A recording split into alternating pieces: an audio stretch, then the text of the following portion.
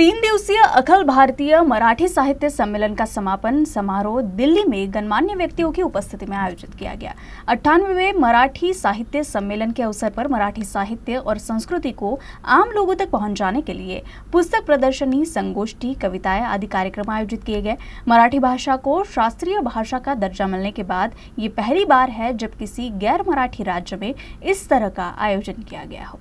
दिल्ली के विज्ञान भवन में आयोजित 98वें अखिल भारतीय मराठी साहित्य सम्मेलन का समापन हो गया।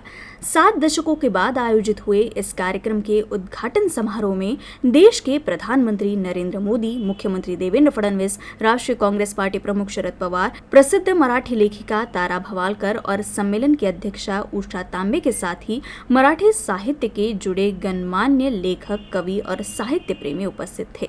पहली बार मई 1878 में न्यायमूर्ति महादेव गोविंद रानडे ने इस सम्मेलन का पुणे में आयोजन किया था। 1954 में भारत के पहले प्रधानमंत्री जवाहरलाल नेहरू को कार्यक्रम के उद्घाटन के लिए मुख्य अतिथि के तौर पर आमंत्रित किया गया था। इसके बाद इस बार ये आयोजन देश की राजधानी नई दिल्ली में संपन्न हुआ। समकालीन विमर्श में इसकी भूमिका तराशने के लिए राष्ट्रीय स्तर पर 71 वर्षों के बाद मराठी साहित्य सम्मेलन आयोजित किया गया।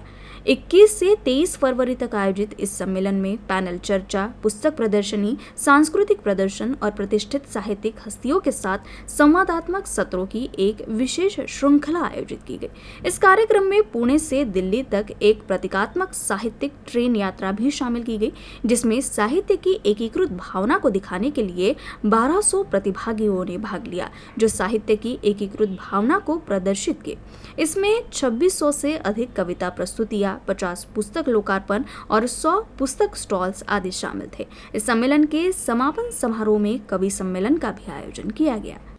सिमेंटची जंगलं तशी नवी नाहीत आपल्याला, पण या जंगलात शेवटचं बहरलेलं झाड दिसलं तर आश्चर्य वाटायला हरकत नाही। मग ते झाड उपटायचं मुळासकट की तिकीट लावून एनकॅश करायचं म्युझियम?